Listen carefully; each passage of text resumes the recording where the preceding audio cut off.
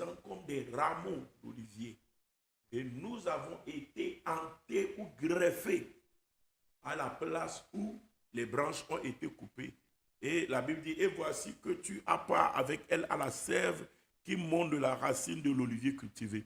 Et en faisant ainsi, nous avons part à la sève et à la racine de l'arbre qui est franc et sur qui on est en train de nous hanter ou bien on est en train de nous greffer.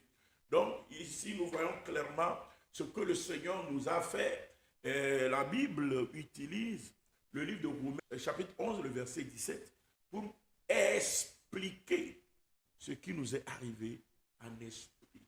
Et le Seigneur l'a dit, comme on l'avait lu, dans Jean 15, le verset 4 à 5. Et il a dit dans le verset 5e, il a dit, je suis les sept, vous êtes les sarments. Je suis les sept, vous êtes les sarments. En d'autres termes, je suis l'arbre, vous êtes les branches. Je suis le tronc, vous êtes les branches. Et puis, il dit, quand vous demeurez en moi et que mes paroles demeurent en vous. Alléluia. Vous pourrez alors porter de fruits et vous pouvez le porter en abondance, car sans moi, vous ne pouvez rien faire. Donc, c'est ce que la Bible nous dit de façon ramassée dans Jean 15, le verset 4 à 5. Donc, clairement, la parole de Dieu nous aide à expliquer que le greffage est possible sur le plan spirituel. Et le greffage a été appliqué à nous afin de nous maintenir attachés à Christ dans le monde spirituel. Le greffage, puisque c'est un principe qui répond à la nature de l'homme selon que Dieu nous a créés, le greffage fait aussi que on peut réaliser sur notre personne d'autres greffages. J'avais expliqué même sur le plan scientifique et médical. J'avais expliqué le greffage des reins, le greffage de poumons, c'est-à-dire le greffage, notre corps, notre nature, notre corps reconnaît le greffage. Ce qui fait que c'est possible dans la médecine aujourd'hui, qu'on te greffe un membre, qu'on te greffe les poumons, qu'on te greffe les reins, qu'on te greffe beaucoup d'autres choses. Pourquoi? Parce que de par ta nature, de par la création, l'homme répond au principe du greffage. L'être humain répond au principe du greffage. Sauf que maintenant, ce principe de greffage auquel l'être humain répond est récupéré dans le monde des ténèbres pour être utilisé contre nous. Pourquoi? Parce que le diable sait que la nature humaine répond au principe de greffage. Et notre Dieu l'ayant appliqué sur nous, alors le diable aussi tente contre notre personne le greffage. Donc, comme je l'avais dit, on n'est pas rentré dedans, il y a deux types de greffages qui sont possibles. Il y a les greffages aux esprits des morts, c'est-à-dire des greffages à une personne qui est déjà morte. On peut greffer, ça c'est le greffage en entier. On va parler aussi de greffage partiel aujourd'hui. On va parler de greffage partiel aussi aujourd'hui. Le greffage en entier, on peut prendre l'esprit de quelqu'un qui est déjà mort. L'âme de quelqu'un qui est déjà mort. Et maintenant, incarner l'âme là en toi. Vous savez, quelqu'un qui est mort avant son temps. Quelqu'un qui est mort avant son temps. C'est-à-dire, chaque être humain, Dieu a défini un temps pour nous. Alléluia. Un temps que nous devons passer sur la terre avant que nous ne retournions à lui. Certaines personnes doivent passer, par exemple, 70 ans avant de partir. D'autres personnes doivent passer 80, d'autres 100, d'autres 110 avant de retourner vers le Créateur. Là, c'est le délai vital que le ciel t'a accordé. Cependant, il peut arriver qu'on te tue avant ton temps. Il peut arriver qu'on te tue avant ton temps. Quand la personne est tuée avant son temps, alors on peut retenir son âme dans la sorcellerie. On peut retenir son âme dans la sorcellerie. On peut le retenir dans le monde des ténèbres. Et l'âme qui est retenue peut être utilisée afin de servir. Et l'âme là qui est retenue dans le monde des ténèbres et qui devait servir s'appelle communément slave. Slave. Alléluia. Et slave en français ça veut dire esclave. L'âme là traverse un temps d'esclavage. Un temps d'esclavage. Pour le reste du temps, normalement, qu'il devait faire sur la terre, mais qui a été écourté. Il passe le reste de ce temps-là dans la servitude. Et l'âme là reçoit le nom de slave. Et cet homme-là, on peut le coincer dans une statuette. L'âme là, on peut le coincer dans un hôtel.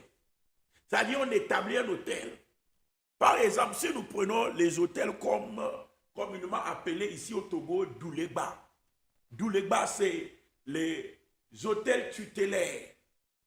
Alléluia. Qu'est-ce qui se fait pour établir Douléba ou le vaudou tutélaire là? On attrape un être vivant. Souvent, on peut, au temps où l'esclavage était possible, ils s'en vont acheter un être humain. Nos aïeux s'en vont acheter un être humain. Maintenant, l'être humain là, on le prend, on creuse la terre et on le met dans le trou. Mais il n'est pas totalement enterré. Son corps apparaît. L'autre partie est totalement enterrée dans le sol. Maintenant, on prend des mottes de terre pour couvrir. Maintenant, on couvre le reste qui n'est pas rentré dans la terre. Et on creuse un trou depuis le haut de cette motte de terre.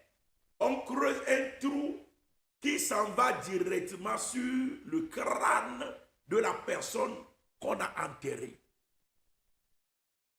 Et maintenant, quand on vient auprès de Douléba, on verse les nourritures, les boissons au-dessus de sa tête. Du moment où on verse les boissons et les nourritures traversent la motte de terre pour arriver jusqu'au crâne de la personne qu'on a enterrée.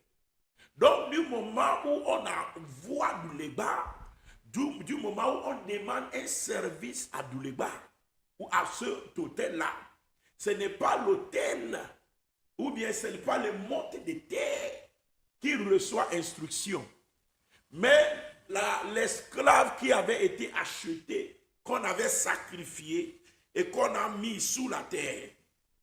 C'est l'esclave-là qui reçoit instruction. Et c'est l'esclave-là, alléluia, qui va maintenant partir. C'est l'âme de l'esclave-là. Parce que l'âme est retenue coincée, est retenue dans cette motte de terre. Et elle va réagir au travers de la motte de terre et partir en mission.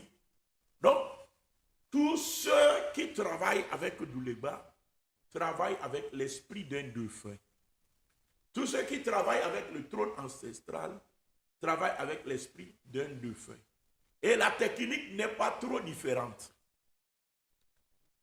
Pour Douléba, pour des esprits comme des vaudous comme Teteglipo, c'est le même principe. On enterre un être vivant pour le faire. Pour le trône ancestral, ils ont besoin du sang de cette personne. C'est toujours l'esclave qu'on achète ou bien on attrape quelqu'un au champ lorsque personne n'est là. Et on ligote la personne sur l'arbre qui devait servir à tailler le trône ancestral. Et on immole la personne. Et le sang jaillit. La Bible dit l'âme se trouve dans le sang. La Bible dit l'âme se trouve dans le sang. Ou le sang c'est encore l'âme. C'est ce que la parole de Dieu dit. Maintenant, le sang coule sur l'arbre. Et du moment où le sang coule sur l'arbre, c'est maintenant avec l'arbre là. Et du moment où le sang coule, on captive l'âme du défunt dans l'arbre. Et c'est avec l'arbre qu'on va tailler maintenant le trône ancestral. Toujours les mêmes procédés. Donc, comme je suis en train de l'expliquer, on peut coincer l'âme de quelqu'un dans un arbre, dans un trône, dans une motte de terre et dans tout ce qui peut servir d'autel. Maintenant, on peut aussi coincer l'âme de quelqu'un qui est mort dans la vie d'un autre être humain. Amen. Cette fois-ci, on ne coince plus dans un arbre, on ne coince plus dans une motte de terre, mais on va coincer l'âme de la personne qui est décédée dans le corps d'un être humain vivant. Alléluia. Alors, la personne vivante est greffée, attachée à l'âme de la personne qui est décédée. C'est ainsi que nous pourrons constater que l'esprit des morts, l'esprit d'un mort, peut venir maintenant habiter dans le corps de quelqu'un qui est vivant. Et c'est ce que la Bible nous dit dans le livre de Lévitique, Lévitique chapitre 20, le verset 26 à 27. La Bible nous dit ici, il dit, vous serez saints pour moi, vous serez saints pour moi, car je suis saint, moi l'Éternel. Point virgule. Je vous ai séparés des peuples, afin que vous soyez à moi. Je vous ai séparés des peuples, afin que vous soyez à moi. Verset 27. Maintenant, ça devient très intéressant, c'est ce qui nous intéresse. Nous allons suivre la lecture, verset 27. La Bible dit ceci, il dit, si un homme ou une femme ont en eux l'esprit d'un mort, ils ont dans leur corps l'esprit d'un mort. Un homme vivant ou une femme vivante ont en eux quelqu'un qui est déjà mort. La personne est déjà morte, mais on a coincé son esprit dans ton corps. On a coincé son esprit dans ton âme. C'est la technique de la réincarnation. C'est la technique de la réincarnation. Donc, on te greffe à la personne qui est décédée. On te greffe à la personne qui est déjà morte. Non, il dit, si un homme ou une femme ont en eux l'esprit d'un mort ou un esprit de divination, ils seront punis de mort. On les lapidera. Leur sang retombera sur eux. Donc, si quelqu'un met le Nouveau Testament, gloire à Jésus, nous donne les moyens suffisants pour délivrer cette personne, libérer cette personne de l'âme, de l'âme qui hante sa personne. C'est pourquoi ça ne doit pas paraître étonnant. Lorsque vous êtes en train de faire la délivrance à une personne, vous écoutez une autre personne parler au travers de lui. Il nous arrive souvent, quand tu es en train de faire la délivrance à quelqu'un, de voir des fois c'est sa tante qui parle au travers de lui. Des fois, c'est son papa qui parle au travers de lui. Des fois, c'est sa maman qui parle au travers de lui. Alléluia. Donc, comme nous sommes en train de le dire, la personne vient parler au travers de toi. Elle vient parler au travers de toi. Pourquoi elle parle au travers de toi? Parce que il y a eu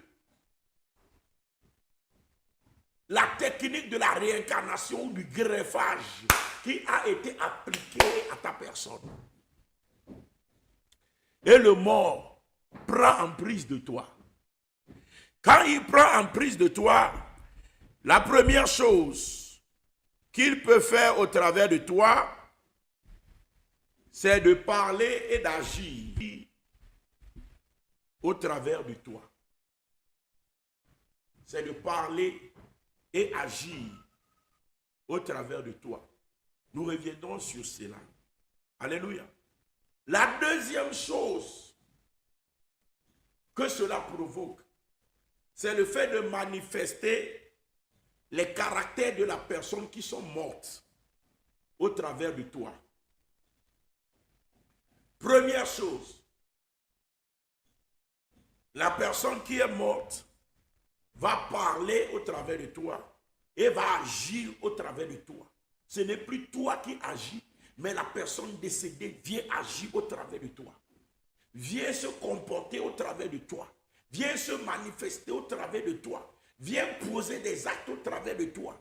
Tu ne seras plus totalement en possession de tes œuvres et de tes actes. Mais une autre personne va parler et œuvrer au travers de toi. Alléluia. Ceux qui consultent souvent les morts, et souvent c'est une personne qui leur parle. Mais la personne qui leur parle appelle la personne qui est décédée. Et du moment où la personne qui est décédée est appelée, alors l'esprit de la personne qui est décédée vient rentrer dans la personne qui invoque le mort. Et alors, l'esprit de la personne qui est décédée va prendre la bouche de la personne qui est en train de l'invoquer. Et va commencer par parler. Va commencer par dire des choses. Ça, c'est la première chose qui peut se passer quand on incarne ou on greffe un mort à une personne. Je déclare dans ta vie que tout greffage qui a été réalisé au niveau de ton âme, au niveau de ton esprit, avec un défait, avec quelqu'un qui est déjà mort, peut-être avec ta maman qui est déjà morte, peut-être avec ta tante qui est déjà morte, avec ton oncle qui est déjà mort. Parce qu'on t'a donné à cet oncle-là que tu es son fils, à cette tante-là que tu es sa fille. Parce que spirituellement, c'est dans la sorcellerie que ça a été réalisé. Afin de provoquer dans ta vie un lien de greffage et de réincarnation. Je déclare à partir d'aujourd'hui, au nom puissant de Jésus, toutes ces choses brisées dans ta vie, toutes ces choses brisées dans ta vie, toutes ces choses brisées dans ta vie, je déclare tout greffage avec des esprits de mort dans ta vie brisée et détruit dans le nom puissant de Jésus. Je ne t'écoute pas me dire Amen. Donc beaucoup ont été victimes de la technique de greffage aux morts. Un esprit de quelqu'un qui est déjà mort vient t'influencer, vient agir au travers de toi, vient parler au travers de toi, vient même habiter en toi. Je déclare ta délivrance au nom de Jésus. Je déclare que tu es devenu une même plante avec Christ, pas à la conformité à sa mort, pas à la conformité à sa résurrection. Je déclare qu'au nom de Jésus, Jésus-Christ est le cep, toi tu es le sarment. C'est pourquoi il t'a rendu participant de tous les mystères qui coulent en lui. C'est aussi pourquoi tout ancien greffage qui a été réalisé dans ta vie est brisé au nom de Jésus. Tout ancien greffage qui a été réalisé au niveau de ton âme est brisé au nom puissant de Jésus. Tout greffage qui a été réalisé de nature a t'amené dans la douleur, a t'amené dans les problèmes, a t'amené dans les difficultés, a t'amené dans la possession, est brisé au nom puissant de Jésus. Que les écluses des cieux s'ouvrent sur ta vie. Au nom puissant de notre Seigneur Jésus. Alléluia. Donc, en dehors du greffage aux morts, il y a le greffage aux esprits des vivants. Quand je vais parler de ces deux catégories de greffage, je vous parlerai ensuite des objectifs démoniaques qui sont derrière le greffage. Et c'est là même que nous allons prier. C'est là même que nous allons prier. Les objectifs démoniaques derrière le greffage. Quand on te fait le greffage, ce qui peut arriver, ce qui peut en découler, et ça va t'ouvrir les yeux. Et nous pourrons ensuite prier, briser, détruire, renverser. Toutes ces choses-là. Que les écluses des cieux s'ouvrent sur votre vie au nom puissant de Jésus. Que la main puissante de l'Éternel se repose sur vous au nom puissant de Jésus. Donc, en dehors de ce qu'il y a le greffage aux morts, il y a ce que nous appelons le greffage aussi aux vivants. En quoi consiste le greffage aux vivants? Le greffage aux vivants consiste par la sorcellerie. Par la sorcellerie. À créer d'abord un lien d'âme entre deux individus. Et deux, à faire habiter l'âme d'un individu dans l'âme d'un individu dans le corps d'une autre personne. Alléluia. Chacun a son âme. Mais le principe de greffage ouvre cette porte selon laquelle on peut prendre l'âme d'une autre personne et le mettre dans ton corps. Alléluia. En ce moment, deux personnes agissent au travers de toi. Deux personnes cheminent au travers de toi. La personne par laquelle on t'a greffé et la personne que toi-même tu es. Quand nous prenons Pharaon, qu'est-ce que la Bible nous dit? Alléluia. Je ne veux pas parler des pharaons. Je veux plutôt vous parler ici du roi d'Israël. Je veux vous parler du roi d'Israël. Le roi d'Israël, au temps de Élisée, a fait quelque chose. Le roi d'Israël, au temps d'Élisée, a fait quelque chose. Avec son serviteur, qui est son émissaire, l'homme qu'il envoie, l'homme qui gère les courriers du royaume. Le roi d'Israël a fait un pacte avec cet homme-là. Et partout où l'homme-là va, pour soit charger des commissions, ou soit poser un acte, l'esprit du roi est derrière lui, afin de le contrôler et afin de le surveiller par rapport à ce qu'il fait, ce qu'il ne fait pas. Et quand nous lisons dans 2 Rois 6, le verset 32, 2 Rois 6, verset 32, la Bible nous dit ceci.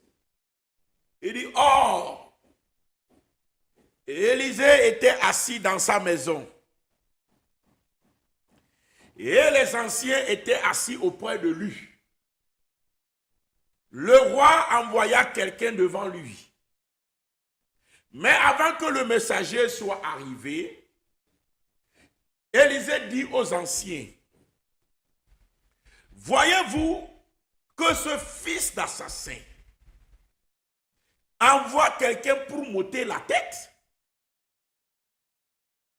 Écoutez, quand le messager viendra, fermez la porte et repoussez-le avec la porte.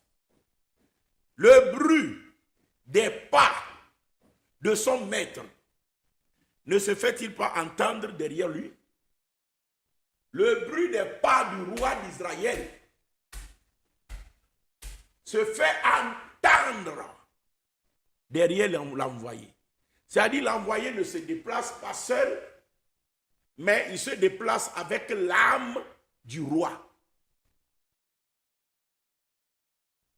Ça, c'est la réincarnation au vivant. Ça, c'est le greffage au vivant. L'âme du roi habite dans la personne. Et quand la personne marche, vous écoutez son pas, mais vous écoutez en esprit le pas du roi parce que l'âme du roi le suit.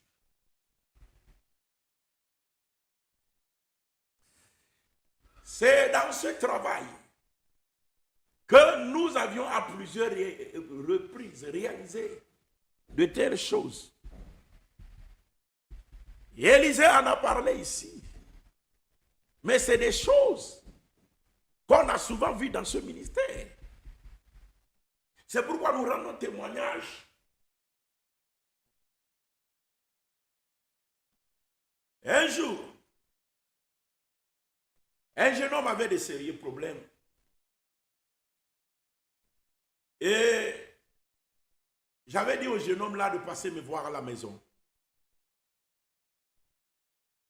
Lorsque le jeune homme était arrivé chez moi à la maison, quand il marchait pour venir vers moi, j'ai vu que le jeune homme ne marchait pas seul. Mais juste derrière le jeune homme, je voyais sa grand-mère. Je voyais la maman de son père, qui est une vieille femme, c'est-à-dire elle est âgée, mais je l'ai vue avec sa canne.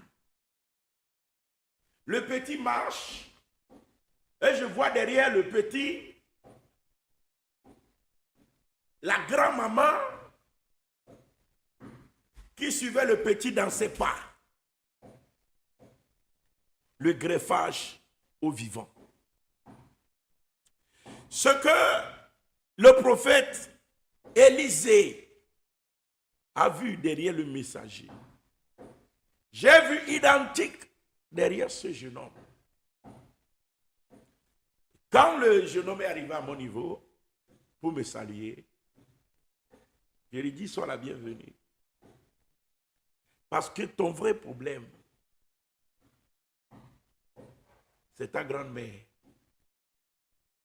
Et elle te suit partout. Elle est greffée à toi. Elle est attachée à toi. Partout où tu vas, elle est derrière toi. Et c'est elle la cause de tout ton problème.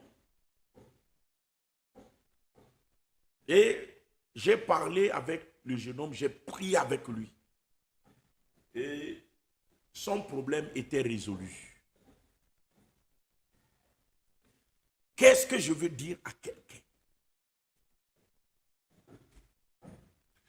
Le greffage est un moyen et une technique très efficace dans la sorcellerie pour pister quelqu'un, suivre quelqu'un, détruire ses opportunités, l'empêcher de réaliser sa vie. Le greffage est un moyen par excellence. Mais je déclare que ce soit aux morts, que ce soit aux vivants, toute personne à laquelle tu es greffé et qui te suit dans tous tes mouvements, pour te contrôler, pour t'attaquer, pour t'empêcher de rentrer dans tes portes de bénédiction. Je déclare à partir d'aujourd'hui, dans le nom puissant de notre Seigneur Jésus, cette personne-là et les liens qu'ils ont établis avec ton âme, brisés au nom de Jésus. Brisés au nom de Jésus. Brisés au nom de Jésus. Brisés au nom puissant de notre Seigneur Jésus. Que les écluses des cieux s'ouvrent sur ta vie.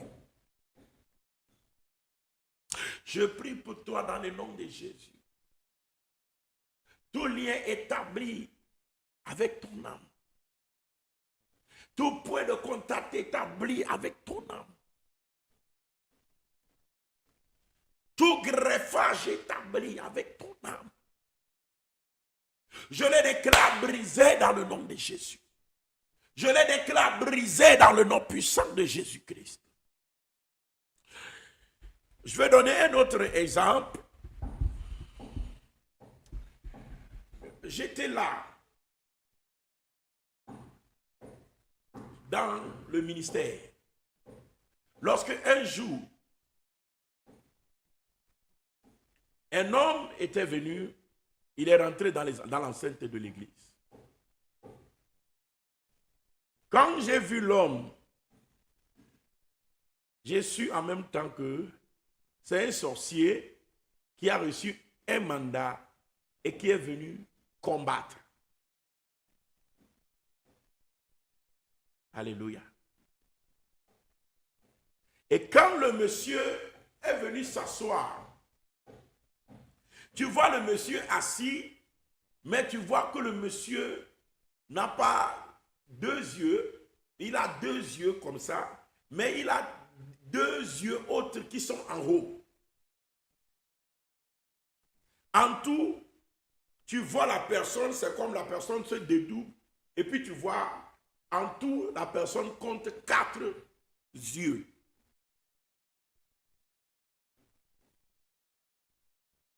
On a fait le culte, on a terminé. Après, le monsieur en question, il est venu me voir pour couper court et puis vous dire l'essentiel. Il est venu pour une mission, mais qu'il ne pouvait pas accomplir. Donc, il a demandé d'après ma maison. Et j'étais à la maison quand le monsieur là est arrivé chez moi à la maison. Je lui ai donné une chaise, il s'est assis. Et monsieur, vous voulez quoi? Il a parlé, je lui ai répondu comme je peux lui répondre. Mais à un moment, il est évident pour lui que je sais celui qu'il est. Et il est évident pour tout un chacun de nous que chacun se connaît. Donc, il n'a plus rien à me cacher. Et un jour, avant de quitter l'église, il est venu chez moi à la maison. Et il me dit, je veux te voir. Il a amené plein de cadeaux. J'ai rien à faire avec ces cadeaux. Donc je lui ai dit clairement, monsieur, j'ai rien à faire avec tes cadeaux. Tu peux partir avec les cadeaux. J'en ai pas besoin. Et il me dit, ok, il comprend. Mais il a un sérieux problème. Il a besoin de mon aide. Il a besoin de mon aide. J'ai dit, il faut parler. Il me dit, je suis sorcier. Tu le sais. Je suis sorcier. Tu le sais. Maintenant, dans notre préfecture, on veut m'établir chef de tous les sorciers dans notre préfecture. C'est-à-dire, je devais devenir le chef des sorciers de toute notre préfecture. Je dis à moi, Félicitations. Il me dit non. Sauf que lui ne veut pas être le chef des sorciers. Donc, actuellement, sa vie est en danger. Et comme je suis en train de le voir, que sa vraie tête lui a été enlevée. Que maintenant, il n'opère plus avec sa vraie tête, mais il opère avec une autre tête. C'est-à-dire, on lui a enlevé sa vraie tête et on l'a mis une autre tête et on lui a donné un délai de vie. S'il n'obtempère pas, s'il n'accepte pas de devenir le chef des sorciers de la préfecture, alors il sera exécuté et tué dans la sorcellerie. Donc il est venu me supplier pour que je puisse prier pour lui et combattre les sorciers de la préfecture afin qu'il soit libéré. Qu'est-ce que je veux dire? Je veux parler du fait que la tête de ce monsieur a été enlevée dans la sorcellerie. On a mis une autre tête à la place de sa tête. C'est quoi? C'est le greffage partiel. Le greffage partiel. On peut t'enlever et te mettre une autre tête dans la sorcellerie. On peut t'enlever tes poumons, te mettre un autre poumon. On peut t'enlever ton cœur et te mettre un autre cœur. Le Seigneur a dit qu'il a enlevé le cœur de Nebuchadnezzar et qu'il lui a donné un cœur des animaux, un cœur de bête.